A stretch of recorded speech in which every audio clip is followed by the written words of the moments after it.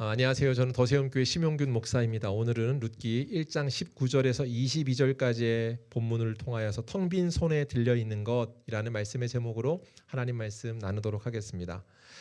우리가 10년이면 강산이 변한다라는 말을 합니다. 제가 최근에 들었는데 중국이 그렇게 많이 바뀌었다 이렇게 하더라고요. 베이징, 상해 완전 다른 세상 다른 곳 같아 이런 말을 합니다. 이런 말을 할 때 우리가 보통 상전벽해 뭐 이런 말을 쓰죠. 그러니까 완전히 세월이 흘러서 이전과는 다른 과거와 달리 몰라보게 변했다 이런 말을 쓰는 것 같습니다. 비슷한 말은 아니지만 또 다른 의미로 환골탈태 이런 말을 합니다. 어떤 사람이 완전히 달라졌습니다. 이 의미에서는 뼈를 바꾸고 태를 완전히 빼어냈다 뭐 이런 의미니까 어떤 사람이 환골탈태했다라고 할 때 그 사람이 존재 자체를 바뀐 것 같기도 하고 완전 미모가 아름다움이 달라졌다 이럴 때 쓰는 것 같기도 합니다. 사람이 완전히 달라졌다 또 세월이 흘러서 변화됐다. 오늘 성경에서요 10년 만에 만난 어떤 사람을 보면서 사람들이 그걸 느꼈던 것 같습니다. 10년 만에 어떤 여인이 돌아왔습니다. 근데 돌아올 때 두 명의 여인이 돌아왔고 이곳에 베들레헴에 돌아왔더니 소란이 일어났다 이렇게 성경이 얘기합니다. 말씀을 보면 이렇습니다. 오늘 1장 19절인데 이렇게 해요. 그 두 사람이 베들레헴에 이르니 온 성읍이 이게 베들레헴이죠. 이곳에 그들로 말미암아 떠들며 이르기를 이가 나옴이냐 하는지라. 여기서 떠들었다라는 말이 소동하다, 떠들썩하다, 큰 소리가 나다, 술렁이다 이런 말로 번역될 수 있는 원어입니다. 그러니까 아주 술렁술렁 된 것 같습니다. 어감으로 보면 단순히 사람들이 모여서 조잘조잘대고 그렇대 수군수군대는 수준은 아닙니다. 어떤 수준일까? 술렁이는 것이 아니라는 걸 어떻게 알 수 있냐면 이것이 사용된 용례를 보면 알 수 있는데 사무엘상 4장에 이 얘기가 나와요. 4장 5절의 기록이 이렇게 되어 있습니다. 한번 같이 읽어볼까요? 시작. 여호와의 언약궤가 진영에 들어올 때 온 이스라엘이 큰 소리로 외침에 땅이 울린지라. 아멘. 진중에 언약궤가 들어왔습니다. 그러니까 언약궤가 들어오고 나니까 백성들이 크게 외쳤는데 그래서 어떻게 해요? 땅이 울렸다라고 했습니다. 땅이 울렸다라는 표현이 지금 소동이 났다 이 표현 이 단어인 겁니다. 그러니까 여인이 들어왔습니다. 베들레헴에. 그랬더니 울린 것처럼 소리가 웅성웅성 떠들썩했다 이렇게 말하는 겁니다. 떠들썩했다라는 표현보다는 정확하게 말한다면 사람들이 충격에 빠진 것 같습니다. 왜 충격에 빠졌을까요? 나오미를 보고 이렇게 얘기하는 겁니다. 저가 나오미 맞아? 저 사람 맞아? 변해도 이렇게 변했을까? 못 알아보겠는데 진짜야? 너가 나오미냐? 이렇게 묻지 않습니까? 이런 겁니다. 왜 그랬을까요? 10년이란 세월이 지나면 사실 몰라보게 변했다라고 할 수 있을 겁니다. 강산이 변하니까요. 그런데 단순히 세월의 변화 때문이 아니라 고난의 시간을 통과하며 몰라보게 바꿔놓은 얼굴 때문일 겁니다. 고난의 시간 때문에 그가 못 알아본 겁니다. 나오미가 그 상황 너 나오미 맞아? 라고 하는 얘기에 대해서 입을 열어요. 뭐라고 말하는가? 답변하는 건데 1장 20절에 이렇게 답변합니다. 나오미가 그들에게 이르되 나를 나오미라 부르지 말고 마라라 부르라. 전능자가 나를 심히 괴롭게 하셨음이니라. 나오미가 지금 나를 나오미라 부르지 말라 했습니다. 보세요. 나오미의 이름의 뜻이 있습니다. 나오미의 이름의 뜻을 한번 나눴어요. 어떤 뜻이라고요? 기쁨. 네, 기억해 주시는 분이 계시네요. 우리가 지난 특세 때 나눔을 했었죠. 네, 나오미 이름은 기쁨입니다. 그러니까 조이예요. 근데 뭐냐면 나를 기쁨이라 부르지 마세요라고 말하는 겁니다. 왜냐하면 나는 지금 기쁨이 아니라 나는 상태가 마라입니다. 쓴 물, 인생의 쓴 상태입니다. 쓴 인생 중에 있는 사람인데 어떻게 나를 기쁨이라고 부를 수 있습니까? 그럴 수 없습니다. 라고 말해요. 그러면서 그 이유와 근거를 얘기해요. 어떻게 얘기하는가? 21절입니다. 볼까요? 같이 읽을까요? 시작. 내가 풍족하게 나갔더니 여호와께서 내게 비어 돌아오게 하셨느니라. 뭐를 하냐면 먼저 풍족하게 나갔다 이렇게 말해요. 풍족하게 나갔다라는 게 그렇습니다. 그가 나갈 때는 조금 더 어떤 미래가 있어 보였습니다. 왜냐하면 남편도 있었고요. 아들도 둘이나 있었습니다. 남편과 아들이라고 하면 자식은 산업이기도 합니다. 그러니까 산업이 있는 상태에서 나갔습니다. 뿐만 아니라 실제 어떤 일정 재력을 가지고 이주하지 않았겠습니까? 가문이 움직이는 것, 가정이 움직이고 있으니까요. 자, 그런데 그렇게 움직이고 있는데 그곳에서 남편도 있고 두 아들도 있었는데 풍족하게 나갔는데 가득 찬 상태로 나갔는데 지금 내가 돌아와서 보니 아무것도 없는 상태, 비어 있는 상태입니다. 이렇게 말합니다. 나오미가 지금 고통 중에 있는 거죠. 모든 것을 잃어버렸습니다. 그래서 자기가 자기 상태를 인식하고 있습니다. 아, 내가 이런 상태야. 내가 지금 비어 있는 상태다. 고통의 상황을, 그 고난의 때를 지금 스스로 인식하고 그것을 피드백하고 있습니다. 우리가 뭐 어떤 상황, 어려움 상황에 있을 때 정확한 인식은 참 중요하죠. 예. 보통 어려움이 생기면 우리가 그것을 분석하기 시작합니다. 왜냐하면 그걸 극복하려면 뭐 때문에 이런 어려움이 왔지 이런 생각을 하지 않습니까? 가정에서도 그럴 거고 기업에서도 그럴 거고 어려움을 만나면 뭐 때문인지라고 하는 원인을 생각해 볼 것이고 그 원인에 따라 해결책을 찾죠. 보통 원인을 사람들이 어떻게 생각하는가, 어떤 걸 생각할까요? 출처와 근거를 찾을 때 첫 번째 하는 반응 중에 하나는 운이 없어서 그래. 그렇게 얘기하는 경우가 있죠. 운을 생각할 수 있습니다. 또한 그뿐만 아니라 사람을 탓합니다. 또한 시대를 탓할 수 있죠. 사실 나오미가 겪은 상황 자체가 그렇게 탓할 법한 상황일 수도 있죠. 왜냐하면 그들이 베들레헴 떡집을 떠날 때 어떤 상황이었어요? 떡집에 떡이 없으므로. 그러니까 시대가 어려웠잖아요. 그러니까 어쩔 수 없었어요 라고 말할 수 있습니다. 그리고 사람을 탓할 수 있습니다. 왜냐하면 그가 나가자고 한 게 아니라 남편이 나가자고 하니까 따라갔던 건데 사람 탓하기에 충분해 보입니다. 사람을 탓하거나 또 시대를 탓할 수 있고 또 남편도 시대도 문제가 아니라 가서 잘된 사람은 잘 됐어. 그런데 운이 없었던 거야 라고 말할 수 있지 않겠습니까? 운도 사람도 시대도 탓할 수 있습니다. 아니 많이 양보해서 그거 아니더라도 사람이 원인을 찾을 때 어떻게 하냐면 나 자신으로 할 때 내가 조금만 그때 선택을 잘했더라면 이런 생각을 하죠. 선택이 잘못된 거야. 그때 내가 조금만 선택을 잘했더라면 이라고 하는 생각으로 선택의 문제를 다시 원인으로 분석하기도 할 수 있을 겁니다. 그런데 나오미는 어떻게 분석하는 것 같아요? 나오미의 상황과 내용을 보니까 나오미는 조금 다르게 말하는 것 같습니다. 나오미가 이 말을 하는 것은 단순히 인간적인 동정을 원하거나 또는 자기 연민에 빠져서 자기를 불쌍히 여기려고 하는 말은 아닌 것 같아요. 지금 내가 나오미가 아니라 슬픔이에요. 이렇게 표현하는 것이요. 자기 연민을 구하거나 사람들에게 동정 살려고 하는 얘기가 아닙니다. 또한 하나님을 원망하고자 하는 마음도 아닌 것 같아요. 그 원인이 뭐냐라고 분석할 때 이렇게 표현해요. 룻기 1장 21절에 이렇게 말합니다. 여호와께서 나를 징벌하셨고 전능자가 나를 괴롭게 하셨거늘. 자, 다른 것을 탓하는 것이 아니라 이 문제가 무엇 때문에 이루어졌다고 말하고 있습니까?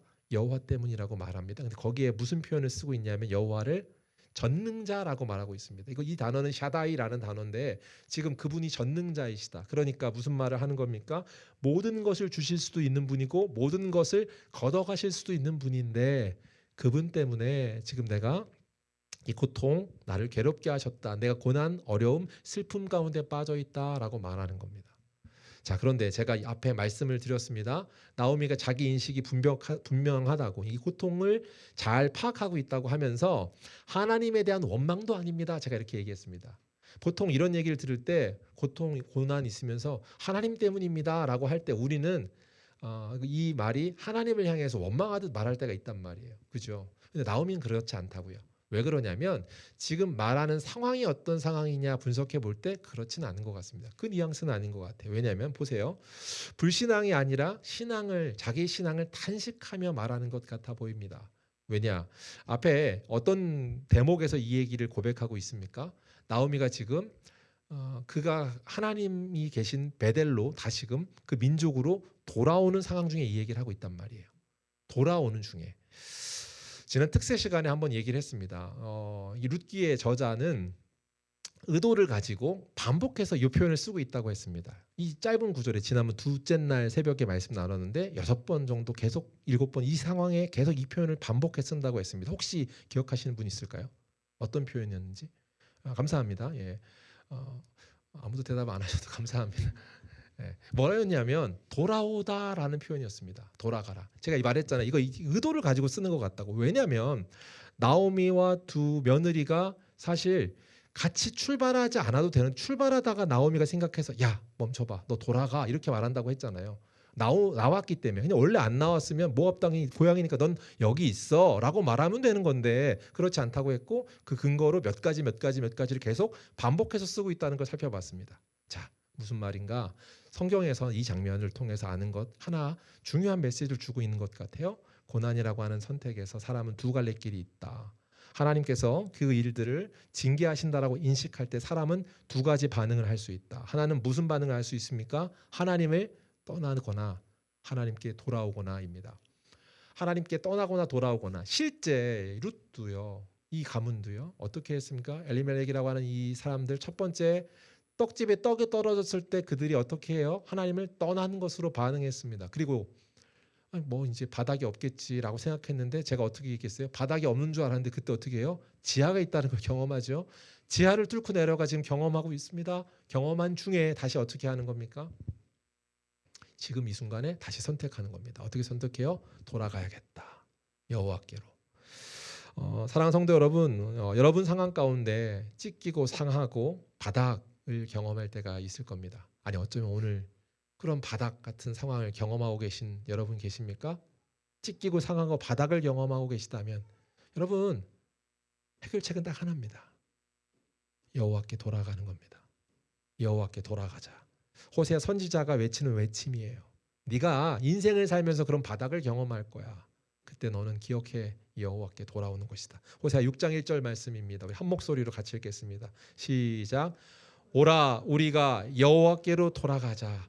여호와께서 우리를 찢으셨으나 도로 낫게 하실 것이요 우리를 치셨으나 싸매어 주실 것입니다. 할렐루야. 여러분 사랑하는 성도 여러분, 여호와께서 여러분의 상처 내는 생채기가 여러분 미워서 내는 게 아니고요. 그걸 허용하시는 분, 아까 말했잖아요. 주권자시라고요. 빼어서 갈 수도 있고 주실 수도 있는 분인데 지금 날 왜 빼어가세요? 라고 할 때 우리가 하나 알아야 됩니다. 어떤 것입니까?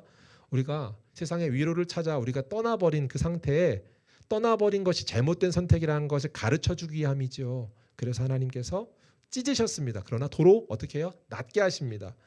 우리를 치셨습니다. 그러나 그분이 어떻게 하세요? 싸매어 주실 것이라. 할렐루야. 여호와께 돌아가십시오. 선지자가 하는 말씀을 기억하십시오. 그리고 마음에 새기십시오. 여호와께 돌아가자. 저는 이 찬송, 이게 찬송으로 우리가 있잖아요. 여호와께 돌아가자. 여호와께 돌아가자. 사랑하는 성도 여러분, 이 찬송이 여러분을 살리는 고백의 찬송이 되길 주의 이름 축복합니다.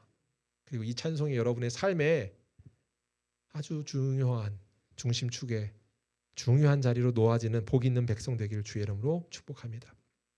나오미는 지금 비어버린 몸을 이끌고 전능자 샤다이 그 하나님의 품으로 돌아오고 있습니다. 징계를 인식하는 순간 바로 회복이 시작되는 순간입니다.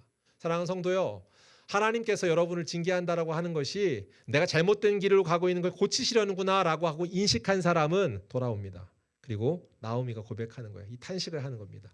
신앙의 탄식을 합니다.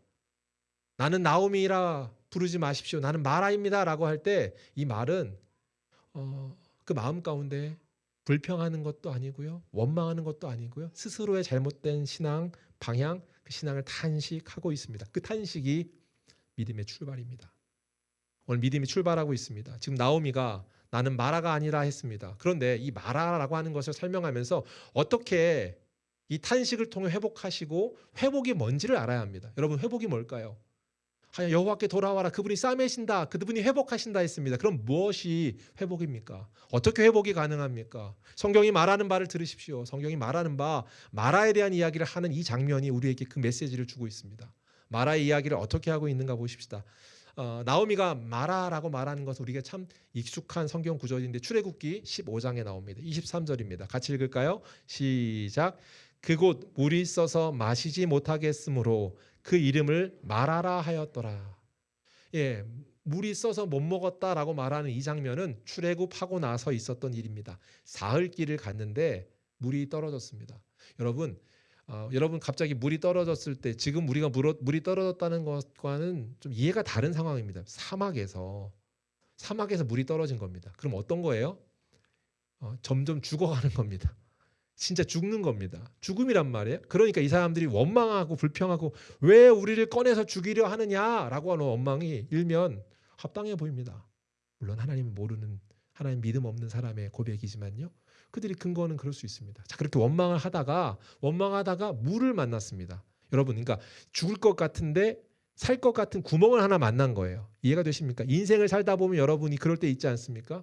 막혀가지고 죽을 것 같은데 이거 살 구멍인가? 라고 하는데 알고 보니까 그게 썩은 동아줄이에요. 그때 어떤 생각이 들어요? 와르르 무너집니다. 그리고 더 화가 나고 분노가 생기죠. 아마 이런 상황일 겁니다. 그들이 물이 없어서 죽을 것 같다라고 하는 중에 물을 만났습니다. 그래서 허겁지겁 달려가서 물을 먹는데 그 물이 어떤 물이에요?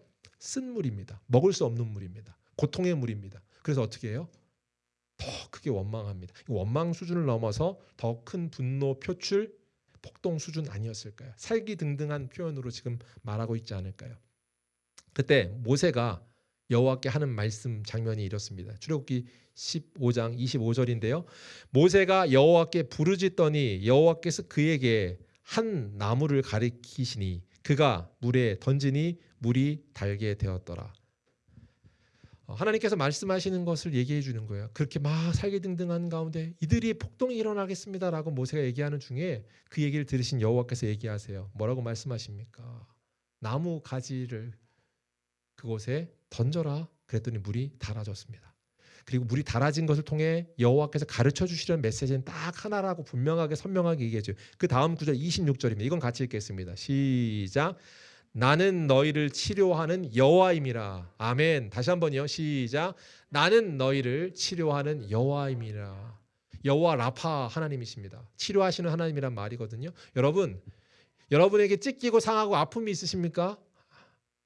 우리는 기뻐할 수 있습니다. 왜요? 나는 너희를 치료하는 여호와임이라. 그분께서 치료하겠다라고 하시는 선언이며 그 일을 이루시는 과정 중에 있는 고통과 아픔일 것입니다. 여러분, 고난과 고통 또는 나에게 왜 이런 상황이지라고 하는 그것들, 그 모든 것들을 하나님께서 주관자시라면 그것을 통해서 회복하겠다 하시는 하나님의 의지가 꺾이지 않으십니다. 그분의 선명한 의도가 실패하지 않으십니다. 그것이 이루십니다. 완성하십니다. 그것이 우리에게 있는 소망입니다. 자, 그러면 여기서 중요한 것 핵심을 하나 살펴봤으면 좋겠어요. 제가 이 말씀을 묵상하면서요, 여러분들하고 나누고 싶었던 건 이겁니다. 여기서 보면 물이 막 쓴물이 됐잖아요. 근데 그 쓴물을 제거하지 않으시고 그대로 놔둔 그 상태에서 그 물을 회복시키시고 변화시킵니다. 다 인생에 있어서 여러분의 쓴 뿌리, 쓴 물, 쓴 상황, 무언가의 장애물이라고 생각하는 뭔가가 있는데 그걸 치워버리지 않으시고 놔둔 상태에서 그것을 변화시켜서 회복하시는 일을 경험할 겁니다. 하나님이 일하시는 방식 중에 그렇대요. 어떻게 하시는가 보시죠. 쓴물을 달게 하셨습니다. 제거하지 않고요. 그런데 그대로인 물을 바꾸는 핵심이 있습니다. 뭐였습니까? 뭐를 던지라고 했죠? 나무였습니다. 여러분, 성경에서 지난번 우리가 이미 한번 다룬 적이 있습니다. 나무의 열매로 실패한 첫 번째 아담이 있습니다. 그게 누구예요? 아담이라고 불리는 첫 번째 인류의 사람이었고, 그것과 달리 첫 번째 주제 설교했었습니다. 그러나 두 번째 아담 또한 나무의 실패가 아니라 나무에 달려 죽으심으로 우리를 살리셨습니다. 인류를 죽게 한 나무가 아니라 살리는 나무로서 그가 낮아지시고 비워지시고 감당하심으로 우리를 살리셨다라고 했어요. 여러분, 이 쓴 물에 나무를 던지라고 합니다. 하나님께서 어떠한 방식으로도 살릴 수 있는데 나무를 던지라 하시는 이유는 무엇일까요? 예수 그리스도를 통하여서 우리 인류를 살리시고자 하시는 하나님의 계획이, 하나님의 다루심이 그곳에서 그들에게 알게 하길 원하시고 하나님이 이미 계획하고 계심을 반복적으로 설명하고 있습니다. 놀랍죠? 성경에서는요, 계속 그렇게 하나님께서 하고 계시는, 우리를 구원하고자 하시는 하나님의 약속, 그것들을 계속해서 흔적 그리고 미리 예표하심으로 보여주십니다. 무엇입니까? 나무가 무엇입니까? 바로 우리 주 예수 그리스도께서 달려 죽으신 십자가를 상징하고 있습니다. 그분이 우리를 구원하시는 십자가 보혈의 은혜로 쓴 물이 그 보혈의 피로 우리를 거룩하게 하심 같이 우리의 쓴 인생을 다시금 조이, 기쁨이라고 하는 마라 아니라 너는 나옴이야 라고 하는 것을 다시금 회복시키시는 일을 가능케 하십니다. 사랑하는 성도 여러분, 여러분의 인생이 혹시 마라처럼 쓴 순간을 만나신다면, 아니 지금 혹시 왜 이렇게 인생이 텁텁하고 쓰지? 라고 하면 답답한 상황 가운데 있으시다면 우리 인생의 쓴 물에 던짐 대신 예수 그리스도를 바라보십시오. 우리 인생에 예수 그리스도께서 들어오셔서 그분을 통하여 치유하십니다. 나는 여호와 라파, 치유하는 하나님이라 하셨습니다. 오직 예수 그리스도를 통하여서 회복하십니다. 그리고 그 회복을 통하여서 우리를 살리시는 줄 믿습니다. 자, 그런데 이 말씀을 이렇게 나누고자 하는데 이 나눔에서 여러분에게 조금 더 소개해주고 싶은 이야기가 있습니다. 여러분 곁에서 회복을 시작하시는데 우리는 그 회복을 못 느껴요. 하나님이 그걸 안타까워하시고 그것을 어떻게 설명하시는가. 여러분 인생에 하나님이 안 보일 때가 있죠. 하나님이란 글자가 안 느껴질 때가 있습니다. 그런데 그때 하나님이 일하지 않는 것이 아니라 하나님이 일하고 계십니다. 룻기는 대표적으로 하나님이란 단어 언급은 없습니다. 하나님이란 분이 등장하지 않습니다. 그런데 어느 성경보다도 하나님께서 운행하고 계신, 성경에서 이런 표현을 써요. 하나님의 섭리라고 합니다. 하나님의 뜻 가운데 인도하시는 섭리가 가장 잘 드러난 성경이 아마 룻기일 겁니다. 여러분이 지금 막막해서 하나님이 안 보이실 때 이 룻기는 여러분 가운데 일하고 계신 하나님을 구체적으로 발견하고 느끼게 되는 좋은 통로가 될 줄 믿습니다. 한번 보십시다. 오늘 말씀을 통해 다시 한번 보실게요. 21절입니다. 한번 같이 읽겠습니다. 시작. 내가 풍족하게 나갔더니 여호와께서 내게 비어 돌아오게 하셨느니라. 이것은 고난 중에 있는 인간이 가질 수 있는 바른 해석일 겁니다. 아까 말했습니다. 룻은 나오미는 정말 정확하게 말하면 그 고통에 대한 상황을 잘 해석했다고 그랬습니다. 그죠? 나오미가 적절한 해석. 그러니까 다른 누구 탓이 아니라 잘 인지했다고 얘기했죠. 나오미가 그랬다고 했습니다. 그런데 나오미의 이 텅 비었습니다라고 하는 것 또한 사실은 한계입니다. 인간의 한계입니다. 무슨 말이냐면 고통 중에 있는 것을 바라볼 수 있는 인간 인식, 이해의 한계라는 겁니다. 왜요? 한번 볼게요.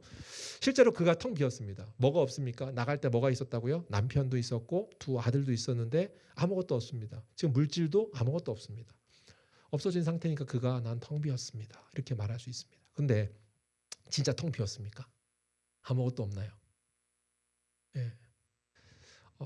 설명드렸습니다. 오늘 소동을 일으킬 때 성경의 1절에 처음 뭐라고 하면 혼자 온 게 아니라 무엇이 왔다고요? 두 여인이 들어오매 였습니다. 사실 룻의 옆에 지금 룻은 텅 빈 것이 아니라 옆에 누가 있습니다. 누가 있죠? 나오미 누가 있죠? 옆에? 죄송합니다. 나오미 옆에 누가 있죠? 룻이 있습니다. 그런데 나오미의 인식 가운데 룻은 어떤 것처럼 인식하고 있는 거예요? 지난번 한번 나눈 적이 있습니다. 뭘로 인식해요 지금? 짐처럼 인식하고 있습니다. 이 부분은 지난 특세 설교를 한 번 더 깊게 들어보시면 좋을 것 같고요. 짐처럼 인식한다는 거 잠깐만 언급하면 지금 그가 10년 만에 돌아오는데 이 돌아오는 걸음이 매우 발걸음이 무겁습니다. 쉬운 일이 아니라니까요. 다시금 돌아오는데 예전에는 그래도 잘 살던 그 집안에 그 가문에서 알렸던 사람인데 지금 아무것도 없는 상태로 돌아온다는 게 얼마나 자존심 상하는 일이에요. 남편도 없고 두 아들도 없는 과부 상태로 오는 데다가 더욱이 하나님을 떠났다라고 하는 그 마음 가운데 재책이 있습니다. 그런데 사람들이 볼 때 며느리를 데리고 오면 뭐가 눈에 들어올 겁니까? 하나님을 대적하는 이방 여자를 며느리 삼았구나. 그게 눈에 계속 들어올 겁니다. 볼 때마다 그게 떠오를 겁니다. 그러면 어떻게 해요? 나도 생각하고 싶지 않고 나도 말하고 싶지 않은 일이 계속 질책처럼 자기를 채찍질하지 않겠습니까? 그러니까 이 여인 룻은 어떤 상태에 자기 입장에서 짐입니다. 그뿐인가요? 지금 나오미가 고향에 돌아와서도 그가 생계를 그대로 자기 힘으로 살 수 있는 게 아니라 누군가의 도움을 받아야 되는데 며느리를 데리고 오면 뭘 데리고 오는 거예요? 혹입니다. 그러니까 짐처럼 느껴집니다. 나도 도움받아 구제받아 살아야 되는데 한 명을 더 데리고 왔네. 이런 마음 가운데 어떻게 보면 텅 비었습니다라고 얘기할 때 지금 옆에 있는 룻은 보이지 않습니다. 짐처럼 느껴집니다. 이것이 고난 속에 있는 인간 인식의 한계입니다. 다시 한번요. 이게 뭐라고요? 고난 속에 있는 인간의 인식의 한계라고요. 고난 가운데 있기 때문에 그것을 바라볼 수 없습니다. 왜요? 실제 나오미를 나중에 살리고 먹게 하는 사람이 누구예요? 룻입니다. 룻이 이 가문의 생계를 이룰 뿐만 아니라 기업 물을 자를 통해서 가문의 모든 기업, 땅이 다시금 가문으로 돌아오고 회복되는 것 누굴 통해 일어나요? 룻입니다. 근데 지금 고난 중에 있는 그 눈에는 룻이 보이지 않습니다. 혹덩어리일 뿐입니다. 짐일 뿐입니다. 그런데 하나님은 그 짐이 아닌 그를 통해 회복을 시작하시고 준비하고 계십니다. 사랑하는 성도 여러분, 여러분이 생각할 때 이 일은 왜 나한테 와가지고 나한테 들어와서 이런 일이 벌어져? 라고 원망이 막 올라올 때가 있을 겁니다. 그러니까 충분히 그럴 수 있습니다. 근데 하나 아십시오. 우리의 인식은, 고통은 하나님의 뜻을 볼 수 없는 우리의 한계 때문이구나. 하나님은 그 고난이라고 하는, 왜 이런 일이라고 하는, 왜 이 사람이 내 옆에라고 하는, 여러분이 생각하는 무언가의 혹덩어리, 불평덩어리, 그것이 여러분에게 있어서 마라의 쓴무릇을 제거하고 나서 하나님 바꾸시고 새롭게 하시는 새로운 물덩어리를 주시는 것이 아니라 마라의 쓴물을 바꾸셔서 여러분에게 소망, 곧 얻게 될 무언가를 경험하는 자리로 인도하시는, 하나님과 더 깊어지는 자리로 사용하십니다. 할렐루야. 이것이 하나님입니다. 사랑하는 성도 여러분, 어쩌면 이 고난 중에 짐덩어리, 걸림돌처럼 느껴지는 일, 그것을 사용하신다는 것을 상상하지 못했을 나오미가 저와 여러분일 겁니다. 여러분, 철저하게 하나님의 저버린 그 시대가 악해서 그랬을 겁니다. 더 보세요. 사사 시대에 사사가 다스리던 때라고 해서 처음 룻기를 시작했습니다. 그러니까 절망의 때 절망이야. 진짜 옳은 길이 아니었어. 망했어. 막 이런 얘기를 표현했습니다. 우리 새벽 설교를 통해 이 부분 깊게 나눴습니다. 그리고 그 부분이 연장되고 있는 거라고요. 그런데 이방인 여인을 들어서까지 하나님이 그들은 이제 망했단 말이에요. 실패했단 말이에요. 끝났단 말이에요. 그래서 안 되는 이방 여인을 통해서도 다시금 회복하신다는 걸 보여주는 겁니다. 이 여인을 통해서 뭐가 일어납니까? 나오미가 먹고 사는 것뿐만 아니라 어떤 일이 일어나요? 이 민족이 살아나는 씨앗이 생깁니다. 이를 통해 누가 태어나요? 다윗이 태어납니다. 이를 통해 누가 태어나요? 우리 인류를 구원할 예수 그리스도가 태어납니다. 사랑하는 성도여, 기억하십시오. 하나님께서 회복을 시작하시고 우리가 보이지 않는 그 어둠 속에서도 그분이 다루시며 인도하십니다. 그리고 그 일을 통해서 우리를 살리십니다. 여러분 가운데 있는 지금 고통의 쓴물이 있습니까? 그것을 바꾸셔서 살리는, 하나님을 경험하는 이번 한 주간 복된 시간 되기를 주의 이름으로 축복합니다. 말씀을 한 번 더 보게요. 그런데 우리 인간의 한계로 인해서 참 우리가 그걸 해석하거나 볼 수 있는 능력이 없다고 했습니다. 당연히 그렇죠. 나오미가 룻을 복으로 볼 수 없는 게 당연합니다. 그게 우리의 실력의 한계죠. 고난에 함몰되어 있는 우리한테 보일 리가 없습니다. 그런데 그것만이 아니라 하나님이 다시금 살리는 흔적을 두시는 것 같아요. 저는요, 이 부분을 한 번 더 나눴으면 좋겠는데 22절을 저는 이렇게 썼습니다. 설교의 반전이자 희망의 예고편이다, 이렇게 썼습니다. 22절 한번 같이 읽어볼까요? 시작. 그들이 보리 추수 시작할 때 베들레헴에 이르렀더라. 예고편이 뭔가요? 예고편은 어떤 거예요? 예고편은 앞으로 일어날 일을 슬쩍 미리 보여주는 거죠. 여러분 드라마 예고편 알잖아요. 그죠? 다음 회 어떻게 되는지 막 기대하게 하죠. 아마 22절은 이걸 기대하게 하는 장면이 돼요. 어떻게 해요? 뭐라고 말해요? 베들레헴에 도착한 시점이 뭐라고 하고 있습니까? 보리 추수 시작할 때입니다. 여러분 보리 추수를 시작한다는 건 이제 가면 그래도 뭐가 있는 거예요? 먹을 게 있습니다. 그리고 그 날짜가 우연히 이루어진 것이 아니라 그 날짜 그때의 보냄으로 추수할 게 있으면 사람들 마음이 그래도 어때요? 마음이 조금 더 넉넉합니다. 뿐만 아니라 이 유대인들이 갖고 있는 율법 안에는 추수한 것들 중에 남겨둬야 될 것들을 명하고 계십니다. 그러니까 거류민이나 여행자들, 과부, 고아, 먹고 살 수 있는 것들, 규팅의 것들을 남겨두라고, 떨군 것들을, 흘린 것들을 줍지 말라고 등등등 살 방도를 주시죠. 근데 그때의 그 타이밍에 하나님 보내십니다. 그리고 실제 그 일을 통하여서 어떻게 되는지 아시죠? 룻이 그때 누군가를 만나게 되죠. 이 얘기는 to be continue. 다시금 그때 더 깊게 살펴보겠습니다. 자, 무슨 일을 하고 계시는가?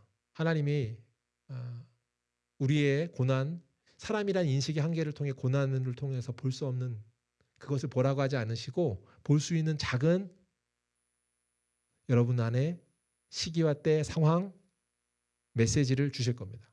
여러분 오늘 말씀을 그렇게 받으십시오. 여러분에게 이 말씀이 여러분에게 어떠한 소망이 되는 말씀으로 다가오는지 복 있는 말씀이 되길 소망합니다. 추수 시작할 때가 열렸습니다. 오늘 어쩌면 인생의 계절 겨울을 보내고 계신가요? 나는 맨날 겨울인 것 같아. 인생이 맨날 꽁꽁 언 것 같아. 아니 인생이 왜 이렇게 맨날 덥기만 해? 모르겠습니다. 여러분 어느 시절을 여러분이 원망하고 사는 계절일지 모르겠지만 각각의 계절, 여러분이 생각하는 그 계절이 아니라 하나님이 일하시는 타이밍, 하나님이 추수할 때, 거둬들일 때, 그때를 향해 여러분 달려가고 계신 거예요. 하나님의 시간표가 그렇거든요. 여러분을 향해 하나님의 시간표가 있다는 걸 믿으십니까? 여러분을 향한 하나님의 시간표가 있습니다.